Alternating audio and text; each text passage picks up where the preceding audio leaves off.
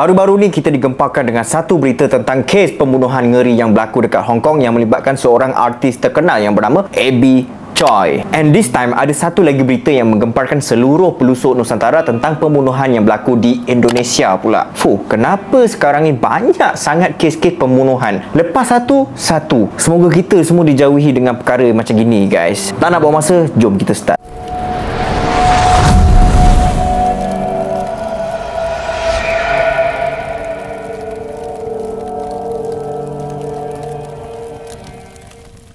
Sebelum kita start dalam kes ni, actually ada 3 orang yang terlibat. Suspeknya hanya seorang, yang di mana suspek merupakan seorang lelaki, dan mangsanya pula ada 2 orang yang di mana kedua-dua mangsa tersebut adalah perempuan, guys. Sampai sekarang polis masih tak dedahkan identiti sebenar suspek sampailah video ni direkodkan. Kita masih tak tahu siapa pembunuh tersebut. Kalau korang ada apa-apa info boleh komen dekat bawah, guys. Tapi polis mendedahkan identiti 2 orang mangsa tersebut, yang di mana seorang nama dia adalah Henny Purwaningsih dan seorang lagi nama dia adalah UC, guys. Kejadian ni terjadi dekat Bulak Sentul, Harapan Jaya, Bekasi Utara, Kota Bekasi. So the story begin pada Ahad 26 Februari, iaitu pada waktu pagi. 2 orang mangsa iaitu Henny dan juga UC itu telah mengunjungi rumah sewa suspek selepas selesai menghadiri kelas mengaji Al-Quran, guys. Jadi lepas habis kelas, mangsa berdua ni pergilah ke rumah suspek tu, yang di mana dipercayai diorang berdua ni nak minta duit hutang untuk melangsaikan baki yang dah lama tertunggak sebelum ni dekat si suspek tu. Suspek tu hutang dengan diorang. Tapi selepas 2 orang mangsa ni disambut oleh tuan rumah iaitu si suspek tu tadi, diorang kemudiannya didapati tak keluar-keluar, guys, daripada rumah tu. Maknanya lepas masuk rumah tu, diorang tak keluar langsung tau, guys. Based on apa yang jiran-jiran area rumah suspek tu cakap, diorang terdengar ada satu pertengkaran yang telah berlaku di antara suspek dengan 2 orang mangsa tu, guys. Kemudian hari yang sama iaitu pada waktu petang pula, tadi waktu pagi, yang ni waktu petang, si suspek tu pergi order bahan-bahan binaan, contohnya macam simen, pasir, batu kerikil, and semua benda tu dihantar ke rumah sewa tersebut, guys. Bila truk yang bawa bahan binaan tu sampai, jiran lain pun macam buat tak tahu je lah, sebab diorang ingat mungkin owner kepada rumah tu nak buat renovate rumah dia ke apa ke kan. Jadi disebabkan tak ada prasangka yang buruk daripada jiran-jiran ni semua, hari tu pun berlalu macam gitu je, guys. Nothing happen yet, guys. Sampailah pada keesokan harinya, suami kepada UC ni pun dah mula resah sebabnya isteri dia dah 2 hari menghilang, guys. Sebab suami dia tu ingatkan bini dia tu pergi balik ke rumah family dia. Tapi bila suami dia tu cuba untuk call family dia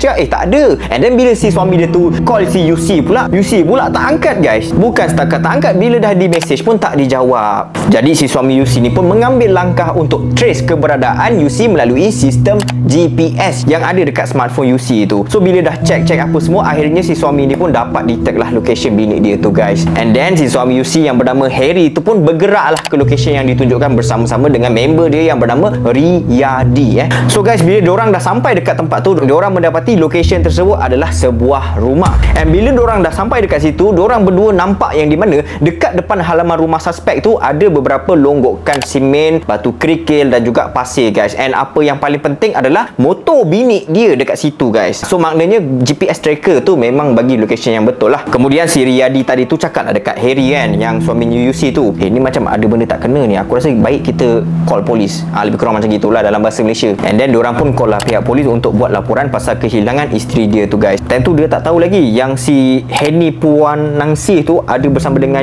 UC. So si Harry tu pun buatlah laporan polis berkenaan dengan bini dia, pasal motor, pasal simen apa semua tu, diorang bagi tahulah dekat pihak polis pasal benda tu semua. Dan juga selepas diorang buat laporan dekat polis macam gitu, diorang pergi minta izin dekat pihak polis untuk ceroboh masuk rumah tu, sebab memang ada bukti yang menunjukkan bini dia ada dekat dalam rumah tu, guys. But the problem is pihak polis tak benarkan diorang buat macam gitu, guys, sebab diorang kena minta permission daripada Babin Kamtimnas dulu, guys, kalau nak pecah masuk. Sebab Babin Kamtimnas ni yang ada kuasa dekat area kawasan sekitar situ, guys. Kalau korang tak tahu apa itu Babin Kamtimnas ni, nama panjang dia adalah Bayangkara Pembina Keamanan dan Ketertiban Masyarakat.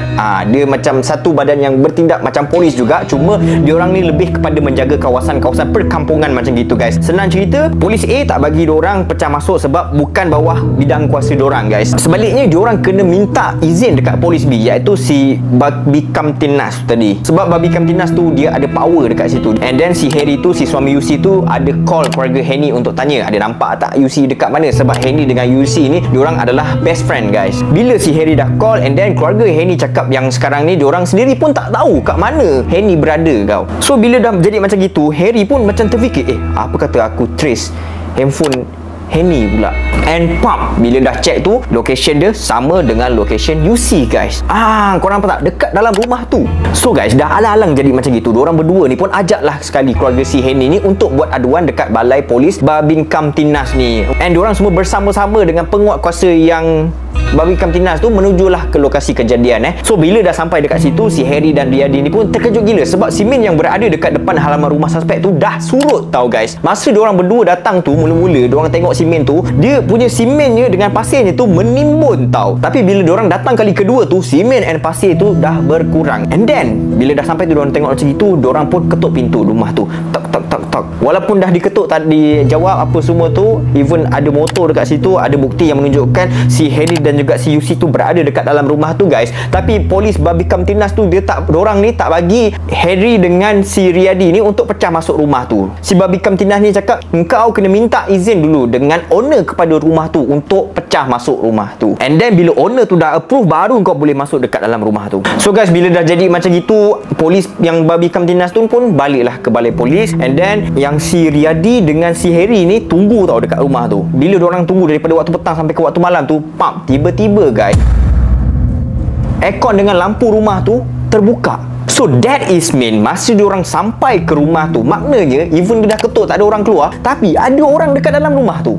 Cuma panggil tak menyaut. Takut nak keluar ke apa ke kan, kita tak tahu. So this time diorang call balik pihak polis untuk dasar diorang bagi kebenaran untuk pecah masuk rumah suspek tu tadi. Tapi polis kata tunggu biar diorang sampai dulu baru pecah masuk. Maknanya polis Babin Kamtinas tu datang ke situ sekali guys. And diorang pun nak masuk juga. Lebih kurang dalam jam 10 malam macam gitu, pihak polis dah sampai dekat semua. Diorang pun pecah masuk dekat dalam rumah tu. And benda pertama yang diorang jumpa adalah longgokan simen yang berada dekat bawah tangga dalam keadaan yang tak terurus guys. Simen tu macam kerja-kerja renovation, tapi yang cincai-cincai punya renovation. Simen tu pula masih basah lagi tau guys. Tapi tak apa, diorang cari dulu dekat mana UC and Henny ni berada, sebab benda tu yang lagi penting kan. So guys, diorang pun jalan. Tapi masa diorang tengah melalui ruang tamu rumah tu, diorang nampak suspek masa tu dalam keadaan yang dah tak bernyawa guys. Badan penuh beluberan darah, sebabnya suspek masa tu telah pun membunuh diri dengan cara mengelah urat nadi dekat tangan kiri dia guys.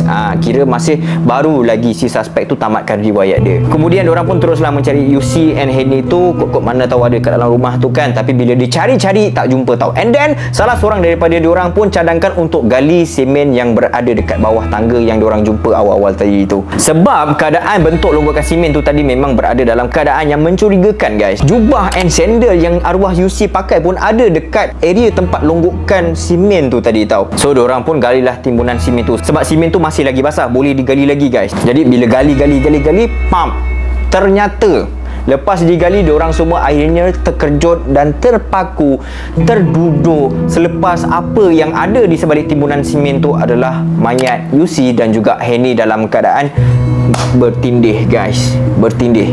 Jadi diorang keluar, diorang call ambulance, diorang call polis apa semua. So jenazah Henny Purwaningsih dan juga UC itu kemudiannya dibawa ke Hospital Polri Kramat Jati Jakarta Timur untuk dibedah siasat untuk mengetahui punca kematian mereka berdua. Sebab sekarang ni masih tak tahu diorang kena pukul sampai mati dulu baru disimen ke, ataupun dah kena pukul tapi masih hidup, lepas dah pingsan tu dia simen, suspek simen diorang, ataupun ada punca kematian yang lain tu, semua tak dapat dipastikan guys. Kena tunggu laporan daripada pihak forensik dulu. Setakat video ni dibuat, kes ni sebenarnya masih lagi belum selesai, sebabnya suspek pun dah meninggal dunia kan. So kes ni pun jadi makin rumit sebab kita tak tahu siapa sebenarnya pelaku and apa motif pembunuhan semua tu guys. Tapi berdasarkan jalan cerita sebelum dan semasa kejadian pembunuhan, memang ada kaitan yang rapat di antara mangsa dengan suspek tu guys, yang di mana motif pembunuhan tu dipercayai atas sebab hutang. Arwah UC dengan suspek ni sebenarnya bekerja dekat satu tempat yang sama, iaitu gudang perusahaan material besi untuk kegunaan bahan binaan. Cerita dia, si suspek ni dikatakan telah berhutang dengan arwah UC, yang di mana dia ambil material besi dekat syarikat tu dulu and then bayar kemudian. Kira berhutang lah dulu kan. Tapi lepas dah ambil material tu semua, arwah UC masih tak mendapat bayaran yang secukupnya daripada suspek. Kiranya suspek ni masih ada lagi banyak balance yang perlu dibayar. Kira macam banyak lagi yang tertunggak guys. And perlu difahamkan, arwah UC ni pun selalu datang ke rumah suspek untuk minta suspek melansaikan hutang dia. So mungkin disebabkan si suspek ni tak tahan orang asyik minta duit, asyik minta hutang tiap-tiap hari dengan dia. So dia pun mengambil jalan mudah dengan membunuh je si arwah Yusi dengan Henny sekali. Sebenarnya arwah Henny dia tak ada kena-mengena pun dalam kes ni. Cuma dia dibunuh sebab dia pergi teman Yusi tu guys. Kalau kita fikir secara logik, tak mungkin si suspek tu akan membunuh Yusi seorang sebab dekat situ ada Henny. Kalau dia lepaskan Henny yang dibunuh Yusi saja, memang confirm lah dia kena tangkap. Jadi untuk selamatkan diri dia, dia bunuh dua-dua sekali.